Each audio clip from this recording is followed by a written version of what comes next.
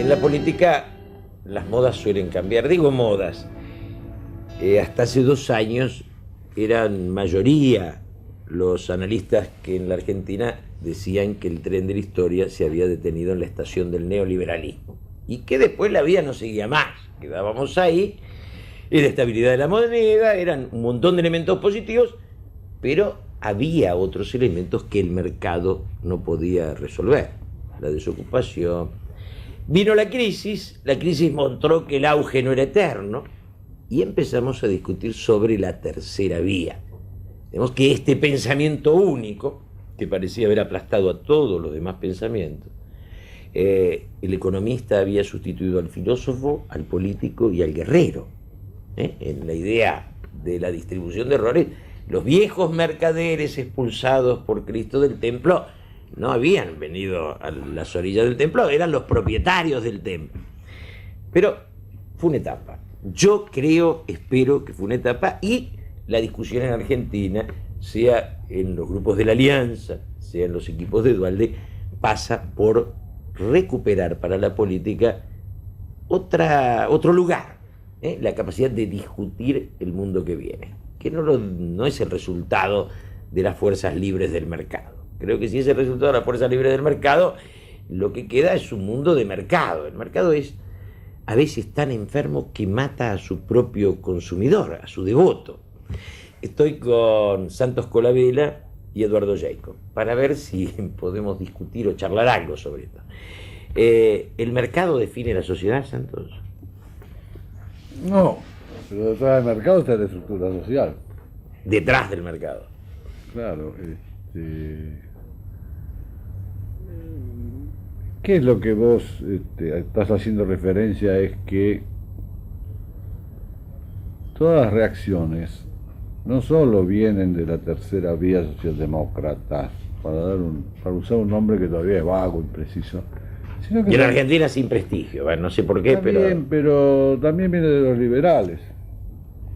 Por ejemplo, el vicepresidente del Banco Mundial, Stiglitz, acaba de sacar un artículo donde dice que estamos en el post-consenso de Washington y que las medidas de regulación, apartamiento del Estado, fijación correcta de precios, asignación eficiente de recursos, etcétera, etcétera, etcétera, no solo eran incompletas, sino equivocadas. Vicepresidente del Banco Mundial. Y que por otro lado hay que hacer un Estado regulador en serio,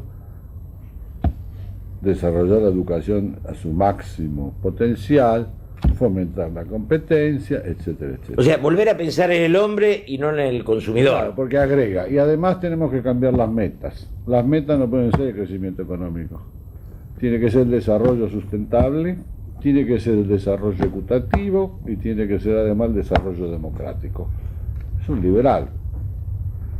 Acá no tenemos de eso liberal y acá nada. Bueno, el liberalismo criollo es otra cosa que el liberalismo anglosajón, ¿no?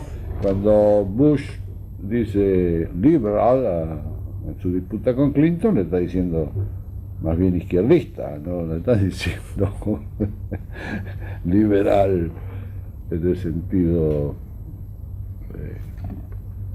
en que se dio el liberalismo criollo. La tercera vía es algo que se está pensando porque, bueno, por los triunfos de los partidos laboristas, la coalición Olivo, la coalición de Schroeder con los verdes, hay sociólogos como Giddens en esto, es decir, porque algo que vos decís siempre es que un plan económico uno lleva de por sí un proyecto de sociedad, esto es más amplio. Y ahora los que quedaron afuera se dan cuenta que ese plan económico no los incluía. Bueno, lo que se está buscando con la tercera vía es que todos entren, como hay el título de un libro, porque Europa no soporta esta tasa de desempleo y no soporta el costo de la seguridad social por el envejecimiento de la población.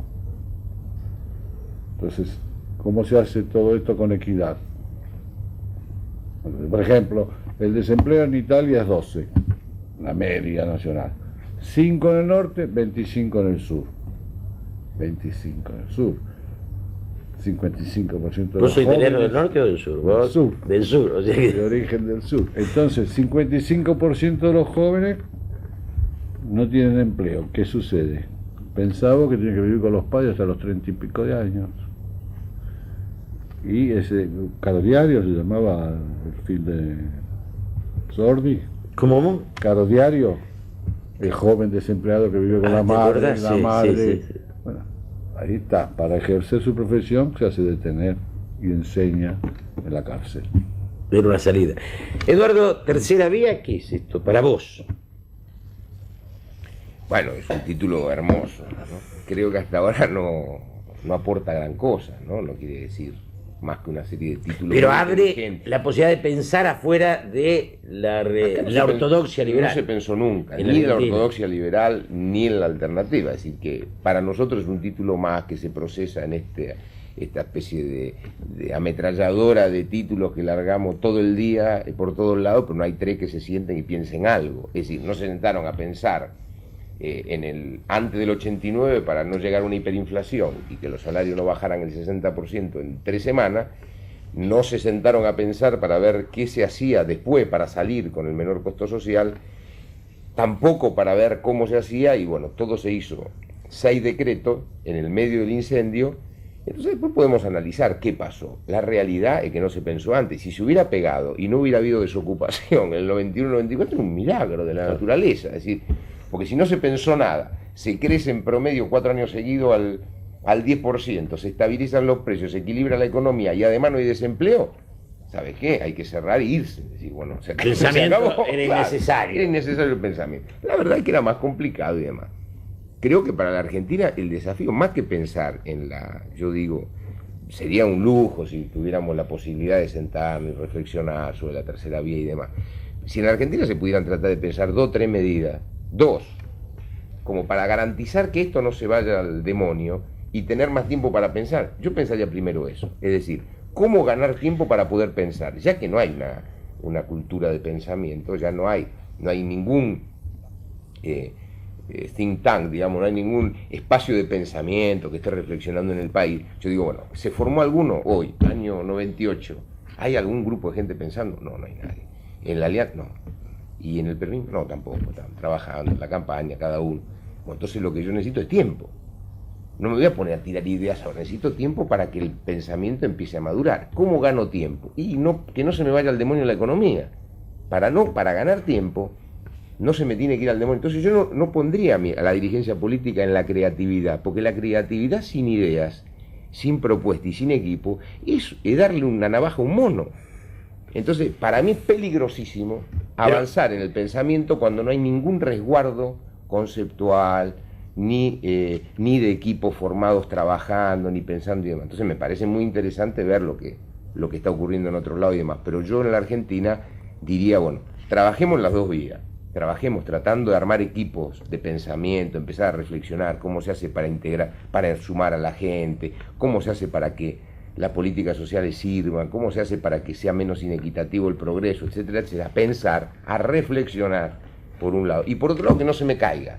Es decir, garantiza que no se me caiga todo, pues se cae todo, volvés a foja cero. ¿No es demasiado pesimista el señor? No, yo creo que no, pero ¿por qué? Por ejemplo, Es cierto que no hay lugares de reflexión para... la Alianza hizo un par de foros, creo, ¿no? Pero ahí la discusión es cómo se vinculan paritariamente intelectuales y políticos y reflexionan juntos. Este es el En tema. Argentina está prohibido, eso está... Y prácticamente,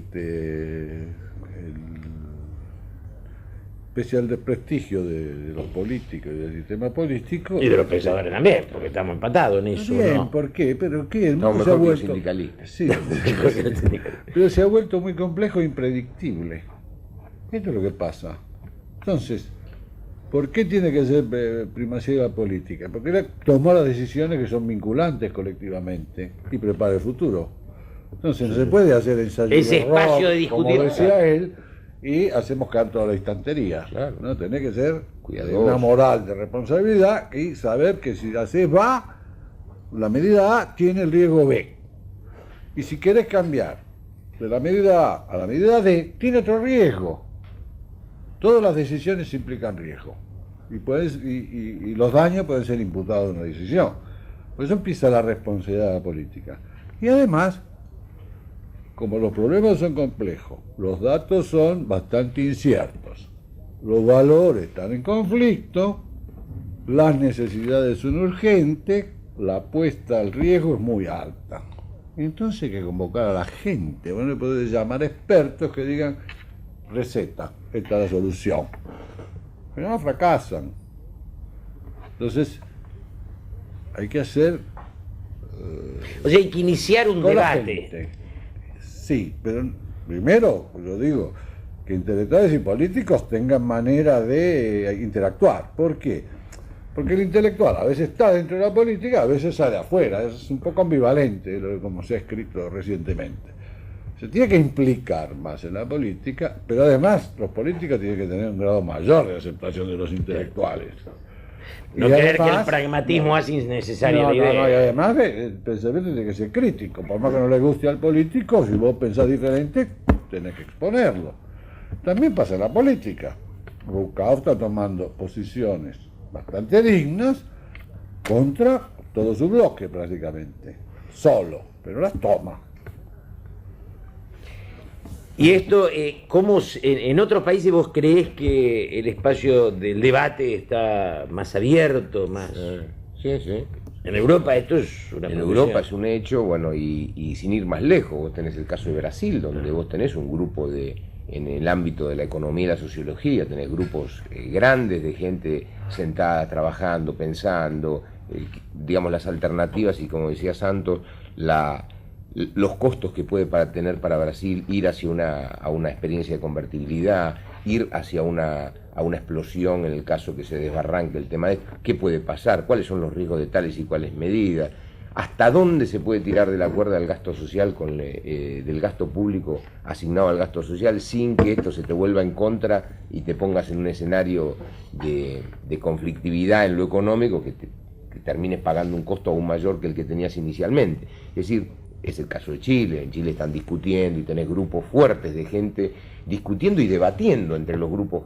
¿Y por qué nosotros no tenemos esa actitud ante...? Yo creo que porque a nadie le importa, es decir, porque a los grupos, digamos, relevantes, los que pueden tomar esta decisión, los que pueden conformar estos equipos, ¿quiénes son? ¿Son los partidos políticos o son las grandes empresas?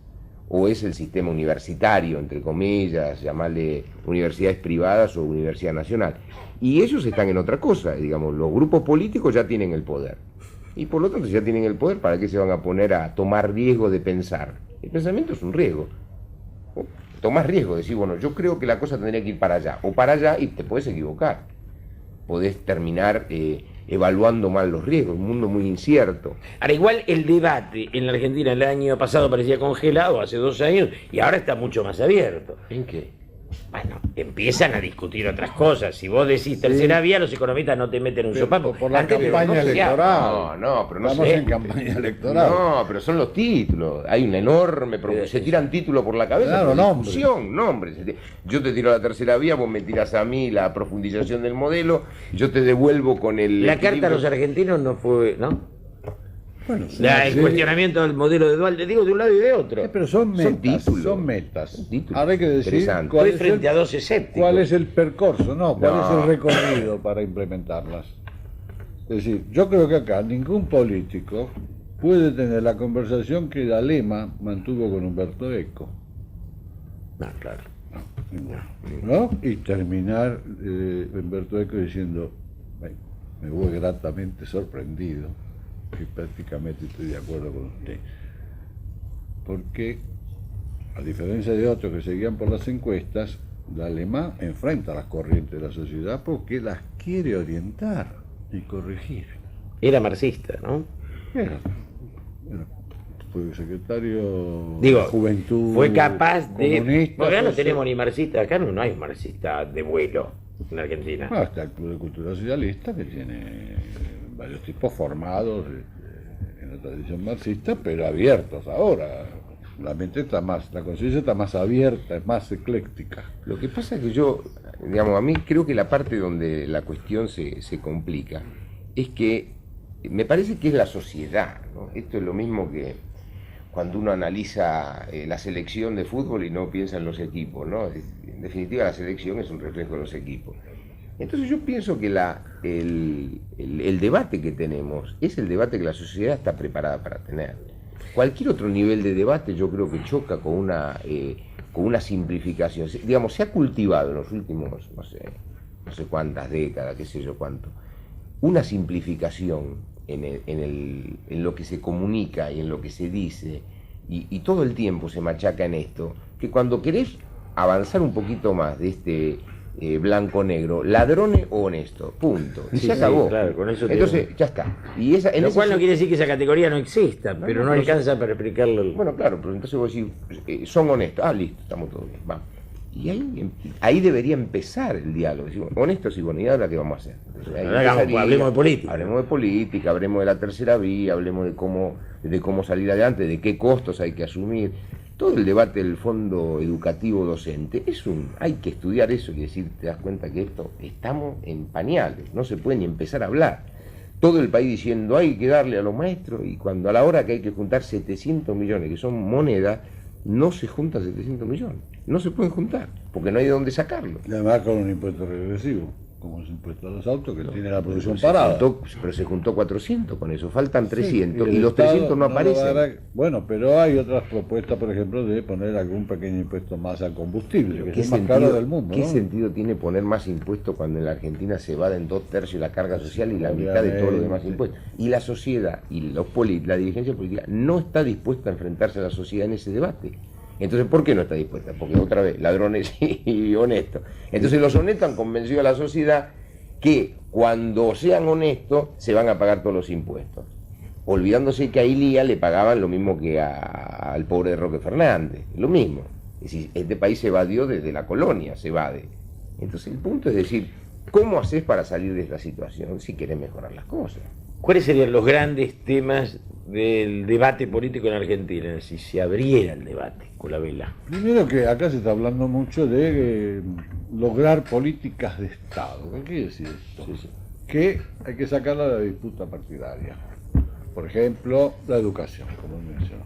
La educación no se arregla arreglando el tema Del sueldo de los del maestros. sueldo de los 90 con 90 pesos más por mes a cada maestro. De ninguna manera. El tema es muchísimo más complejo. Como dijo Hobsbawm el otro día aquí. La educación es una nueva fuente de desigualdad y sin embargo todo se empuja a la educación con la idea de igualdad, como si la educación no fuera selectiva y demás. Lo que la educación tiene que hacer no solo es preparar para el mundo del trabajo, sino para abrir la mente. Simplifiquemos a ver, el tamaño del mundo para un hombre cualquiera es el tamaño de su vocabulario. Si quiere entender el mundo, tiene que tener educación, aunque tenga dificultades de ingreso en la ocupación. Pero ahora, para hacer esto como política de Estado y sacar la disputa partidaria, hay que aprender a negociar, hay que aprender a ceder y hay que lograr el consenso, como fue el consenso que logró la Lema. No solo para construir el olivo, sino después hizo la bicameral, que bueno, yo no comparto lo que ahí se decidió, pero fue por unanimidad. Entonces, construir este consenso es aprender a negociar, a ceder, a abrirse al argumento y escuchar al otro, porque todos, si participan, todos te enriqueces. Lo mismo vale para la política exterior. Un Estado tiene que tener continuidad jurídica. Digamos que en los últimos años el gobierno de Menem, cuando fue fuerte, no tuvo diálogo con la oposición y esto dio una cultura de que se defiende, el gobierno defiende todo lo que hace y la oposición critica todo lo que hace el gobierno, y entonces una fractura infantil. Esto debilita la política de ambos lados. Pero ahí él ya tenía, hasta el 95, era una situación hegemónica y dominante. A partir de ahí eso cayó. Pero no terminó en un diálogo. Se debilitó ese poder hegemónico, pero no se convirtió en un diálogo. Bueno, pero se armó una oposición, se armó una alternancia posible. Antes no. Antes no había. No había. Y yendo a esa alternancia, ¿cómo ven ustedes el futuro de la alianza? ¿Ustedes creen que el progresismo argentino puede quedar conducido debajo de la rúa? ¿Contenido debajo de la rúa? Qué pregunta, ¿no? A uno le sale intuitivamente decir que no, pero... Digo, ¿por qué es tiene más que ir difícil. camuflado? Ayer debajo de Bordón, que era un ultraconservador, hoy debajo de la Rúa. ¿Por qué el progresismo argentino no puede ser una fuerza con identidad y definiciones propias? Porque yo creo, bueno, volvemos a lo mismo, es decir, si de la Rúa puede liderar el progresismo argentino, esto tiene que ver con el hecho de que el progresismo argentino no ha profundizado en sus contenidos y sí en sus títulos. Entonces, claro, cualquiera que se apropie de sus títulos y la bandera lidera el progresismo. Si la cosa se hubiera podido profundizar un poco más, si se hubiera hablado de contenido, si hubiera podido debatir contenido, quizás no era así esta elección. No era posible. No era posible que de la Porque, Rúa condujera digo, el progresismo. respetando... Ahora, como la Alianza enfrenta una elección donde los dos plantean lo mismo en lo que hace a los contenidos, el único punto aparentemente que lo diferencia son los partidos, los aspectos personales, digamos, o que habría una mayor voluntad de investigación por parte de Fernández Mejía que de la Rúa, pero no hay nada en lo que hace al contenido que uno hubiera dicho, no, yo esto y esto lo voy a hacer totalmente distinto, yo voy por este lado, voy a diferenciarse. Yo creo que en la no diferenciación está el hecho de que no hay claridad respecto de qué se quiere hacer ni cómo.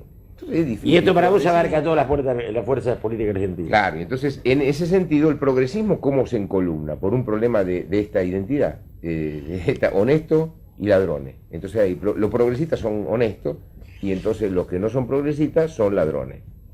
Parecería que todo tiene que entrar en esa categoría. ¿Cómo si no se alinea el progresismo? En función de lo que dijo de la Rúa. Tienes razón, acá siempre hay una autoexaltación del progresismo. No hay progresismo en Argentina. Sí. Vos sos digo, progresista, Santo. Sí, pero digo la autoexaltación, como él dice. Nosotros somos los buenos Y los otros son ellos todos los malos. Como decía un viejo secretario general del Partido Socialista. Sacamos 150 votos en el Chaco. Desastre. No, es un éxito. Son 150 votos químicamente puros. Entonces, La pureza del voto. hay una diferenciación, sin embargo, pero que no se hace a través de lo que él decía, no títulos, sino recorridos o contenidos, como él decía, que es que cuando de la Rúa dice mi ministro será López Murphy, Fernández Mejía dice no, porque como director de Fiel y todos los... Y Cavallo dice, va a estar, yo voy a ser trotskista, dijo, ¿no? Guevarista. No. Esperá. Fernández Mejía se pronunció por trayectoria más abierta, a promover exportaciones, etcétera, etcétera, por Machinea, por José Luis Machinea. Lo curioso es que Cavallo le puso una cuña de la Rúa, porque él dijo, si yo fuera presidente, López Murphy también sería mi ministro de Economía. No, pero eso es dramático, Santos. Es decir, ese creo, pusiste el punto, creo, central en este asunto. Vos fijate, el político, para diferenciarse, ¿qué hace? Economiza su debate. Entonces, los economistas, López Murphy o Machinea, van a definir, son los dalemas argentinos, porque claro, ellos les delegan el hecho que elijan el modelo de país. El economista puede instrumentar lo que el dirigente político le diga, pero no puede pensar, porque no piensa. Es lo mismo que en una empresa, el empresario, el contador, vos le decís a un contador, ¿qué produzco? ¿Válvula para auto o vaso? El contador le va a decir, qué sé yo, viejo, primero defina usted y yo le hago para que le cierren los números. El político es el que tiene que decir, mira, yo creo que lo más importante es la política social, así que vos dedicale la mayor ¿Y cantidad. por qué quedamos Ahora, cerrados? entonces, Fernández Mejía dice, no, Machinea, y el otro, no, López Murphy, porque no tienen nada que decir, ni de la Rúa, ni Fernández Mejía respecto al país que quieren. Entonces le pasan el bardo a López Murphy y a Machinea. Hay un problema también, que es que el Estado se debilita en el mundo, el Estado-Nación. Y que entonces ya no tiene... El mundo se debilita, acá se disuelve, que son cosas distintas. Bueno, es cierto, pero Se evapora. todavía subsiste y va a subsistir, pero redefinido. Entonces ya desde el Estado no se puede hacer voluntariamente todo lo que se pretendió hacer después de la posguerra. Pero eso le devuelve al establishment del pensamiento económico el poder. La única política de Estado parece ser que el ministro de Economía es el mismo y los demás discutimos. Pero él decía, los políticos tienen el poder, pero por periodos. El poder permanente lo tienen en el establishment. Y el establishment tiene sus hombres económicos y... Es un establishment totalmente endeudado, entre paréntesis. No más que el rey. Pero que se está extranjerizando toda la banca, todo el seguro. Gracias a Cristo, y tenemos bancos grandes que no quiebran todos los días. Por eso, pero digo, se está extranjerizando. Hay negocios que no dan para no... No digo ya el establishment, cuando vos hablas del establishment, ¿de qué hablas? Bueno, de este grupo gran industrial porcentaje de que le pide a Menem que defienda... extranjeros y financistas extranjeros, una mezcla ahora. Sí. ¿Qué quedó del terrateniente tradicional? Él cree que la burguesía nacional es un detalle, Eduardo, ¿no? ¿Vos crees que no es necesario defender no hace falta defender a la burguesía nacional para construir un país más equitativo? Y la Argentina es uno de los pocos países del bloque, digamos, de países atrasados aún, que puede alcanzar un estatus de país mejor en un corto plazo. No lo puede hacer Brasil, porque integrar los marginales en Brasil no es posible, técnicamente hablando. En Argentina sí puede. Ahora, el punto es, si vos le dejás esa tarea a los economistas, estás muerto. ¿Por qué estás muerto? Porque el economista lo que te va a hacer es cerrar los números. Si cerrar los números el día cero, el país no se mueve. Pero tampoco se lo puede dejar a los políticos porque han demostrado... Los políticos tienen que decir qué es lo que quieren. Están claras las condiciones. En los próximos 10 años la Argentina va a tener convertibilidad y va a tener equilibrio fiscal. Esas son las condiciones. Ahora, ¿qué haces con el resto? Es decir, vos podés decir, yo me muevo en un escenario de 48.000 millones de dólares por año, o me muevo a desplazar esa frontera y en el primer año generar ingresos adicionales por 4.000 millones de dólares, cobrando a todo el mundo las cargas sociales y el IVA. Podés decir eso, yo con 4.000 o 5.000 millones de dólares más por año, soy Gardel y Lepera. Ahora, eso lo tiene que decir el político.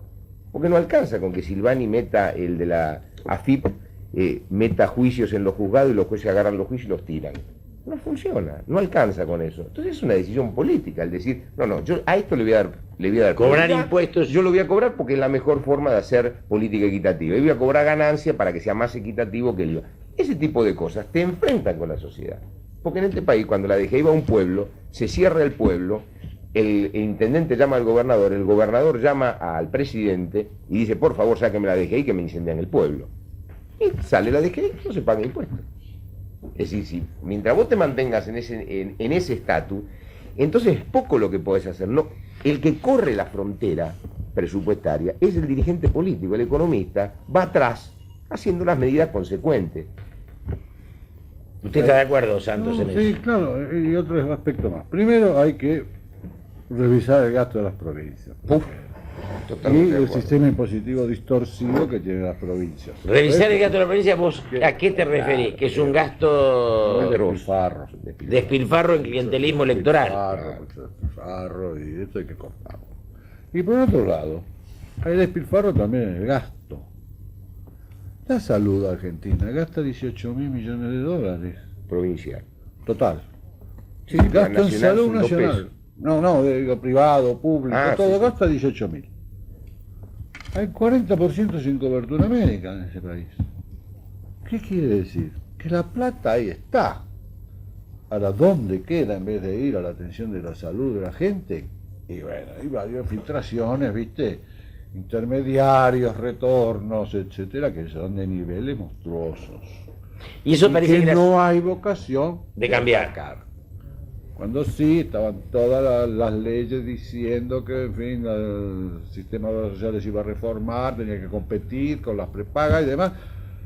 Y las coyunturas políticas, los apoyos políticos, ¿qué pasó? Crédito del Banco Mundial, se vuelven a las mismas obras sociales, se le da plata al Banco Mundial, que después pagamos nosotros, y siguen con los mismos vicios.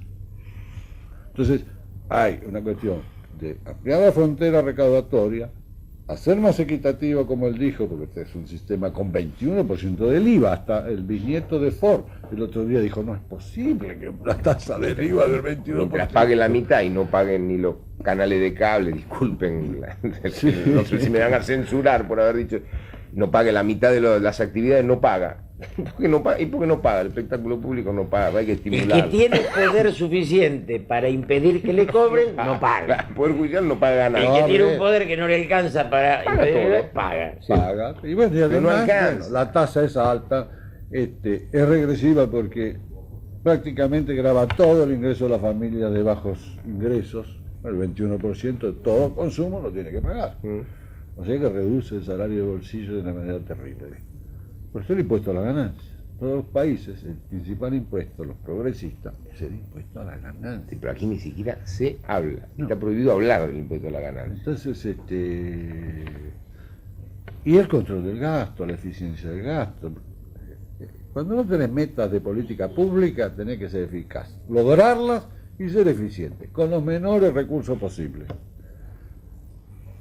Y entonces esto es lo que hay que enfatizar. Pero eso no te lo va a decir. Esa prioridad, esa Ahora, lucha no te la van a decir los economistas. Pero Son los digo, dirigentes. políticos, Pero largamos- eso dije, como dijo D'Alema, la idea de futuro sale de nosotros, los políticos. Pero largamos de la visión de la tercera vía y terminamos en el impuesto a las ganancias. Que Vos, parte de la tercera vía. lo que vos planteás, y en Claro. eso yo me acuerdo que hace unos años vino un grupo socialista y se ponían muy mal, socialistas italianos, de ver que el progresismo argentino no quería hablar de impuestos. Si no hablan de impuestos, ¿de dónde redistribuyen? Esto, el progresismo argentino habla de lo que vos decís, habla de corrupción, lo cual no está mal, pero no es el nervio de la Tirar cosa. la pelota para Es tirar la otro pelota lado. afuera. ¿no? Pero Si a no- este país le quitas la corrupción, sigue igual, desde el punto de vista de la injusticia social. Si le cambiás la forma de recaudar impuestos, lo podés hacer más justo. Mira, este país convivió, es uno de los casos, digamos, todavía no se analizó el fenómeno de la inflación en la Argentina. Paradójicamente, el crecimiento... No se escribió la- sobre eso. No se analizó. Fue uno de los países de experiencia del mundo que más tiempo convivió con una inflación alta, funcionando. Inédito. Ningún otro país del mundo Creciendo, pudo funcionar, creciendo. alguna vez creciendo, otra vez decreciendo. En el periodo de largo plazo, estancado. En el largo plazo, estancado. Destruyéndose, comiéndose a sí mismo, perdiendo infraestructura y demás. Pero nadie dijo nada durante 40 años. Eso siguió ahí, ¿no? Seguía y seguía. De pronto, cambian las circunstancias internacionales, cambian 20.000 cosas, explota esto. Y la inflación, que era la madre de todo lo malo, de la cual todo el mundo hablaba, pero nadie hacía nada para cambiarlo, se acabó. Ahora entramos en otra etapa.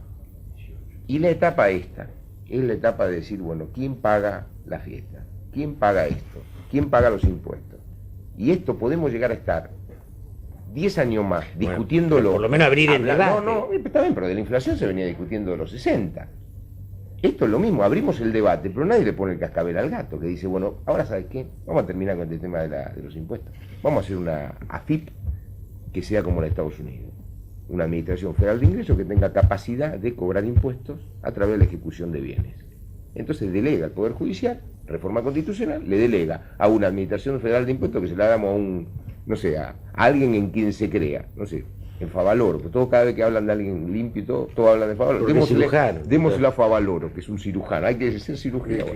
Hasta le ofrecen candidaturas. Candidaturas y demás. Bueno, entonces eso es una medida. Es decir, bueno, se acabó eso, se acabó la evasión, se acabó todo. Se acabó. Los márgenes empiezan a reducirse año con año a una tasa muy acelerada. Pero yo te digo, estamos repitiendo con el tema de la posibilidad de trabajar desde la política, meterse en desplazar la frontera y poder verdaderamente construir una tercera vía y demás, estamos haciendo lo mismo que con la inflación. Hablamos para no hacer Hablamos nada. para no hacer nada. Y tapamos, y tapamos, y tapamos. Ahora, el gran tema era el de la recaudación de impuestos en la medida en que ese eran los elementos de los cuales podíamos hacer justicia. Pero el otro tema, además que tiene la política, es a dónde va el mundo. Digo, cuando vos dejás que el mercado te construya coches porque es más negocio y armás un país de coches sin casa, este tipo de decisiones no es que vos las regule, pero si en alguna medida la sociedad no tiene rumbo, se va al diablo, porque si no anda de coches, digamos, esto no se piensa como sociedad, no se piensa cuál es el futuro y qué elegís. Lo que pasa es que ahora lo que se piensa es que la sociedad es una, es la sociedad del mundo. Y ese es el nivel en que te tenés que poner. Pero los europeos no se enganchan en lo rentable. Digamos, si vos vas Sí, a es Europa eso, no lo ves es. con el telefonito todo porque no compran, nosotros que Pero tenemos es un otra pasado cultura. indígena muy cercano, compramos espejitos de colores, lo que nos venden compramos todo, ¿o no? Sí, sí, sí. Todo lo que sale, Eso. somos Pero cholulos. Son dos culturas, la europea y la de Estados Unidos. Son dos culturas diferentes. Por ejemplo, vos hablabas de estos socialistas y demás. Yo cuando estuve en Italia, me acuerdo, en el año 90, 94, ¿no? Estaban todos conscientes de que el sistema de seguridad social tenía que, no era soportable, a largo plazo por el envejecimiento de la población. Y ese problema era el problema. ¿Qué hicieron las 3 CGT? Un sábado llamaron a una manifestación en Milán, en la que vinieron de todos lados, para decir, la seguridad social se puede mantener si vencemos la evasión. ¿Qué tú? ¿Eh? Sí, vencemos la evasión. Y tenemos que estar todos en la lucha contra la evasión. Y fue millonaria la cantidad de trabajadores que participó. Y de ahí resolvieron algo así, aquí, Tenés 2/3 de los trabajadores negros. en negro. 2/3. En la Argentina. Sí. Y la 2/3. Un morosidad, tercio paga, y además el tercio que pagamos, la morosidad es altísima. 50%. ¿Vos te das cuenta con el régimen de capitalización individual de las AFJP? Cuando hay una morosidad alta, significa que no se va a jubilar. Sí, que no va a haber capital para que esa. No, porque no va a tener el Le saldo. está en la quitando cuenta. No en Argentina. Ah, pero lo va a jubilar el Estado. Seguramente. Sí, seguramente. O sea, pero, hay un privado que lleva el dinero y un Estado que lo va a hacer. pero hay alguien que retiene el dinero y no lo deposita. No lo deposita. Es el empleador. Y seguramente, como él recibe la rendición trimestral o cuatrimestral de la FJP, la reclamar, es decir, si te gusta bien y si no, también. Entonces tiene un problema futuro, donde va a requerir asistencialismo. Ahora, en los últimos años pareció que pensar la sociedad era encontrar espacios de negocio. Negocios en salud, negocios en las jubilaciones privadas. Pensar los negocios no implica pensar la sociedad. A veces va en paralelo y a veces va en contra. Y lo que hemos descubierto acá es que hemos armado una cantidad de negocios que van contra la gente. Yo no estoy tan seguro si van contra la gente. Yo lo que ¿Por qué sí no van creo es que para no la gente? no se está pensando en la sociedad.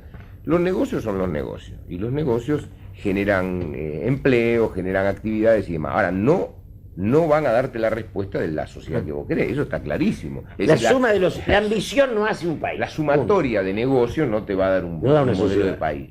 Entonces, el problema está en, nuevamente, volvemos a lo básico, es decir, quién está pensando en la sociedad que nosotros queremos construir, hacia dónde queremos ir, a qué ritmo, cómo queremos hacer, cómo queremos encarar el tema de la pobreza. La pobreza no es, en la Argentina, no es África. Acá, para hablar de los pobres, les podemos poner en cualquier provincia, vos lo conocés con nombre y apellido.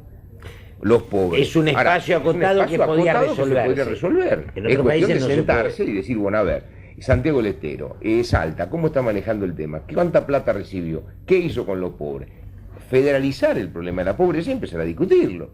Yo cada vez te mandé 3 veces el presupuesto que vos tenías hace 5 años y tenés más pobres. No, viejo, no va más. Es decir, si no, ¿qué haces? Y bueno, cargar los hospitales del conurbano. Y los del conurbano se pasan a la ciudad de Buenos Aires. Y además donde están más concentrados en el Gran Buenos Aires. Claro. En el Gran Buenos Aires. O sea, cruzando la General Paz. Y entonces, este tipo de medidas, o sea, de regulación, apertura, apartamiento de Estado y demás, genera al mismo tiempo que una mayor inclusión en varios de los ámbitos sociales, una exclusión fenomenal. Entonces, según el planteo de ustedes dos, Santos Calavera y Eduardo Checo, los temas de debate de la política argentina no están a la altura de las necesidades de la sociedad. Y de los Digo, de la problemas a poli- los resolver. problemas Y a de los resolver. problemas, Bueno, claro. digo, por eso necesidad. Entonces, en ese escenario es donde yo te decía,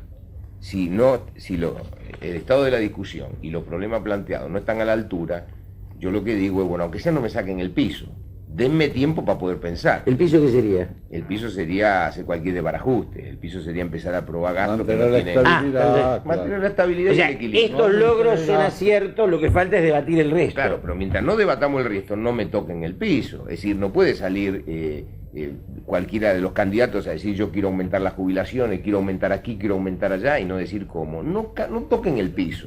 No toquen el piso. Discutamos qué se quiere hacer y cómo. ¿Cómo? Ese es el tema. Pero esos son debates políticos relevantes de envergadura. Ahora, mientras los dirigentes políticos sepan que las elecciones se ganan poniendo la cara y con cartel de honesto, estos debates no van a existir, porque estos debates son costosos.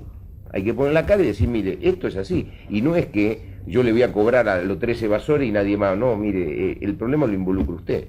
como él decía, va a haber que llamar y decir, mire, esto hay que ponerla acá. Y además saber que, por más que vos llames a una multitud de expertos de todas las disciplinas, la incertidumbre es altísima. Y la falta de predictibilidad también. Entonces empecemos con humildad a decir que los expertos tampoco tienen todas las respuestas. Bueno, pero ya convocar a los expertos, juntarlo con los políticos y abrir el espacio del debate, Con la gente, ya es un avance. Es un avance fenomenal. Porque lo que estamos haciendo Pero hoy, según plantea pero Eduardo, los partidos se vacían. Y se vacían de contenido. se vacían de contenido porque está la televisión. La televisión simplificó el contenido. Entonces, si habla de contenido es costo. Vos antes acordate, los partidos tenían seminarios, educación, de todo. La Ahora imagen son Cascarudo. emblemas La que imagen unen mató para la las idea. elecciones. La imagen mató la idea, pero vos. En parte sí, pero yo creo que se exagera mucho, ¿no? La influencia de los medios sobre las decisiones de la gente. Fíjate vos que No las decisiones, pero el debate. ningún medio estuvo a favor, ningún medio, ni televisivo ni gráfico, estuvo a favor de la reelección, de incluir la reelección. Y la gente votó el Pacto de Olivos. En cambio, cuando Cafiero la quiso hacer Con los con los radicales, Claro, la voto en gente 78% en contra.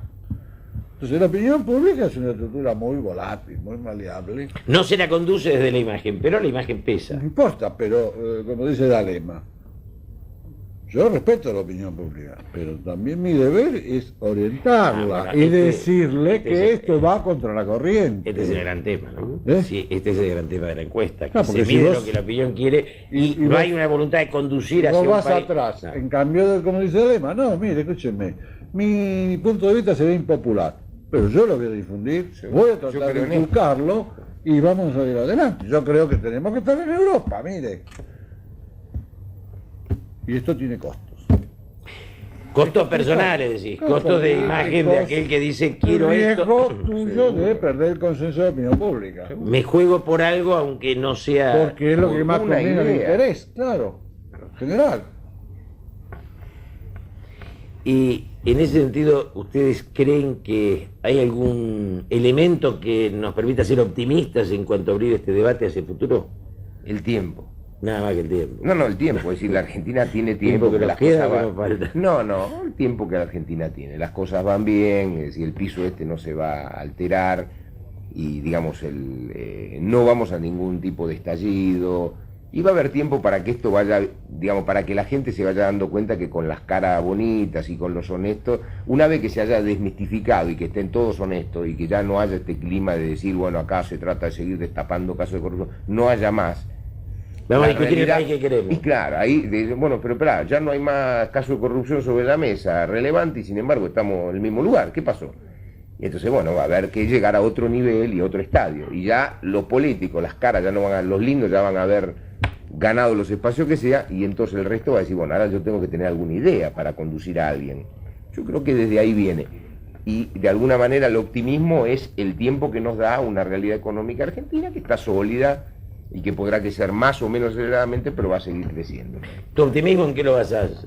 ¿O no usás optimismo? No uso mucho. No ¿Por qué? uso mucho porque... Yo digo, hace 20 quizá- años hubiéramos ido de izquierda o derecha, hoy somos pesimistas o optimistas. ¿Cambiaron los carriles de la historia? Está bien, pero digo, yo creo que los problemas que están manteniendo el piso son gravísimos. La reforma educativa no avanza por ningún lado.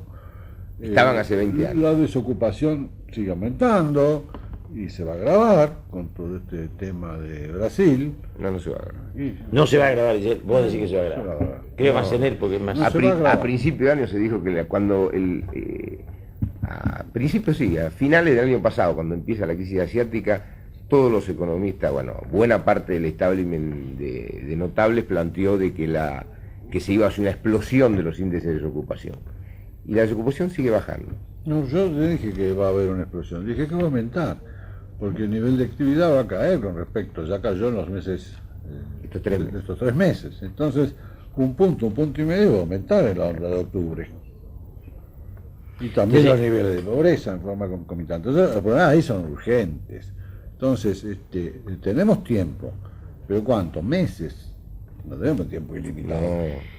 Y la Unos elección, meses. vos no ves al hecho electoral del año próximo como el detonante de un debate ideológico de fondo. Mira, acá sucede que primero que esperar el domingo el resultado. Porque eso puede Cuando esto aparezca volver ya. a mezclar las cartas ahí en el... Ganó de la Rúa, digamos. Puede ser. ¿Vos sos del Fripaso o no? No, pero puede ser. Yo digo que si vos mirás, la única coincidencia entre los encuestadores es que gana de la Rúa. Ahora, Si llega a ganar Fernández Miguel, murieron todos los encuestadores. ¿Por tanto cuánto? expulsados. No, pero ¿por cuánto? Aquí Ahí no muere nadie, la empiezan, todos vuelven a trabajar. Dar una explicación y sigue. No, todos siguen trabajando. Entonces, ¿por cuánto ganan? Esa discusión. Y bueno. Por un lado, unos dicen, en la juventud gana de la Rúa. Pero- Otro encuestador dice, en la juventud gana Fernández Mejide. Pero Pues eso no te- si va a votar más gente, Pero, Santo, es si otro- va a votar es más otro gente, tema. gana de la Rúa. Pero, Si va a votar más gente, dice Santo, Fernández ya Mejide. está, pero no es un tema ese, no importa ese tema. Lo que importa es si el hecho electoral va a servir para recuperar el espacio de debate de la política argentina. El hecho electoral final, no la interna, las internas. Pues bueno, después Bueno, de pero la elección interna actual de ya política. posiciona al candidato de la Creo que la alianza y Argentina, la Argentina candidato- termina Dualde contra De la Rúa. Esto está como Bien, cerrado, perfecto. salvo... Bueno, ahí está el momento en que se armen los think tanks que quería él, porque tenés esos meses, porque cuando asumas el gobierno tenés que empezar a tomar decisiones el mismo día que Pues sí, que van a tener el tiempo ambos y él, partidos. como dice, no tiremos abajo la estantería. Y para no tirar abajo la estantería, Aguantémoslo. decir, ahora, con este piso, vamos a subir este techo. Pero por estas vías. Seguro. Y vamos a ampliar los niveles de inclusión de los que todos entren, los excluidos. Digamos, que toda esta marginalidad, porque hace 20 años había pobreza, hoy hay marginalidad, son situaciones distintas. Y además el desempleo se está haciendo crónico y prolongado. La gente está desempleada mucho tiempo y sin subsidio. No es Europa. Y entonces vos tenés que esto también afecta a la seguridad pública. Claro que alguien tiene que vivir de algo. Y seguramente te pueden confiscar el reloj por la vía pública, lo que lleve, las tarjetas. ¿Qué querés que no aumente con esta marginalidad? Sí, también vinculado. Ustedes Cerrando su optimismo, entonces, era primero no va a haber tanto desempleo, decís. No, yo pienso que el tema de, digamos, es otro de las cosas con que los argentinos de pronto nos enfrentamos y bueno, tenemos pobre. La pobreza se instala y la pobreza se instala como tema, la empezamos a mirar, la se empieza a ver, se acerca a las grandes ciudades, viene a las grandes ciudades, pero digamos, el tema que tenemos es que hoy Argentina está en condiciones, y por eso se plantea en el nivel que se pobreza, de atacar el tema de la pobreza, Claro. cuando hace 30 años se veía como algo crónico y inevitable, digamos. Pero hace 30 años no tenía este nivel. Bueno, yo No, pero eso no. Yo agradezco a Santos Colabela y a Eduardo Jacob. Creo que lo que queda claro es que por encima de los partidos argentinos hay un debate en el cual la política no ingresó. O sea, los grandes temas de la política no están presentes en las fuerzas argentinas. Y sería importante que la próxima elección nos permita eso, salir de las simplificaciones y entrar a discutir realmente cómo la política recupera el espacio de pensar el futuro. Si no recupera esto, bueno, va a seguir desprestigiada porque nació para otra cosa, no para esta pequeñez actual. Gracias.